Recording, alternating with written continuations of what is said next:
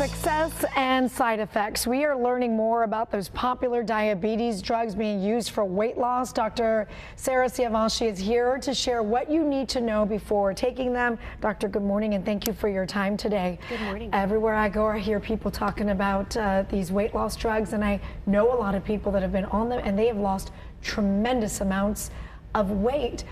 The medications that we're talking about, you've heard about Ozempic. What are some of the other names that are being tossed around now? Yeah, there's so much confusion. So just to set the record straight, Ozempic is semaglutide, is Wegovy. They're all the same medication.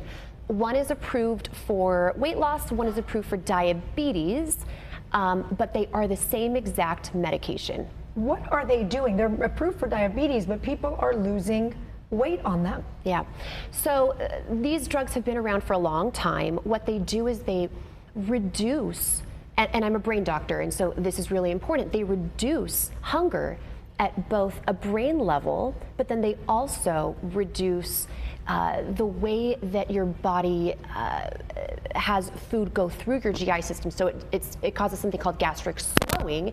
And it reduces your time that food passes, which leads to weight loss at both a brain and gut level. We've seen a lot of celebrities come out over the past few months. It's an expensive drug to get on, but they've used it and they've cut their size almost in half. Some even people I've heard that are not even really overweight are using the drug right now. Is this dangerous?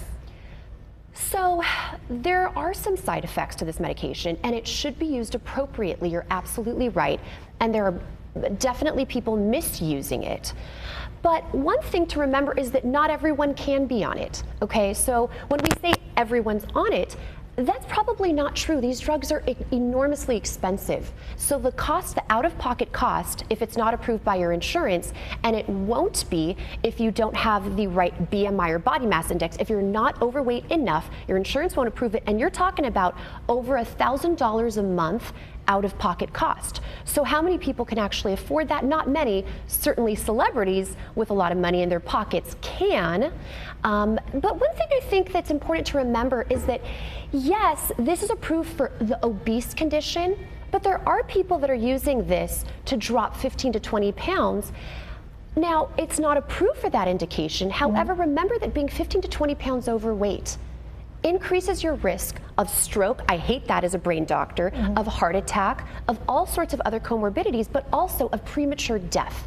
So it's important to also lose 15 to 20 pounds. Now, it may not be approved, FDA approved for that, but we have lots of medication that we use off-label.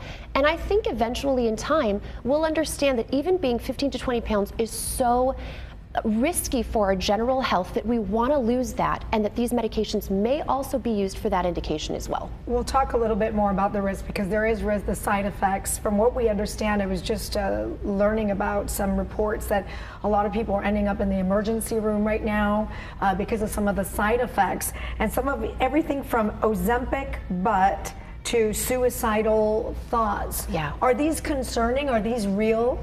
So one thing that's being done right now is there's a lot of these weight loss clinics that are shelling out the compounded version of these medications, which may not necessarily all be bad, but it depends on where this compound's coming from. And if it's not the actual branded medication, and if it's not being dosed appropriately, some people will start at a higher dose right now because they can't get the baby dose. If you go to too high of a dose, you end up getting a terrible nausea, vomiting, really bad GI side effects that may land you in the emergency room. Ozempic, but I think is being over dramatized. What happens when you lose weight? You lose your butt, right? You get a flat butt. That happens all the time, no matter if you lose weight without Ozempic or Wegovy or with Ozempic or Wegovy. It's just naturally what can happen. The suicidal ideation thing is very important, and I think really important to touch on. So one thing to remember is that food plays on the dopamine reward pathway. Yes, it does. Right? So what happens when people have a food addiction? They want to grab food, and it creates this temporary dopamine release in your brain. It causes the release of these neurotransmitters, which makes you temporarily happy. That temporary happiness leads to wanting more, and it's a craving. Yep. So when you're on these medications, you're not wanting as much food. Your cravings are dramatically reduced. And so it may be that now aversion to food has really messed up your reward pathway because that's what you were so dependent on. And that could lead to a lot of other thoughts where maybe the suicidal thoughts are coming. It's possible. It's possible that that sets you into depression. But one other thing to remember is that there is a big correlation between being overweight in general and being depressed. So a lot of people who have been overweight have had a history of depression.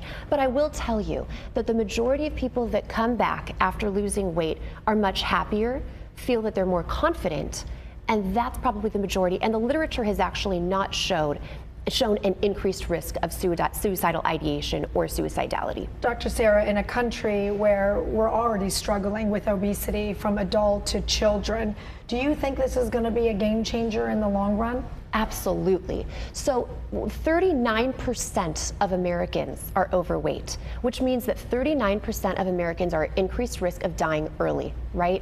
So we need to change that. We need something to help us lose weight and help us live longer and live longer in a more healthy way without diabetes, without heart attack, without all of these other issues. These medications are game changing, they're transformative. The amazing thing about these meds is that they're getting better and better. So when we talk about side effects, newer meds are coming out that work almost twice as better. Yeah. One will be approved at the end of this year that have less side effects. And with more drug company competition, with more of the drug companies saying, I want to get in on this game, the better and better these meds will get and the cheaper they'll get so that more people can afford them. Dr. Sarah Siavashi, we appreciate your time. Thank you. Absolutely. Hopefully that was information that'll help people out.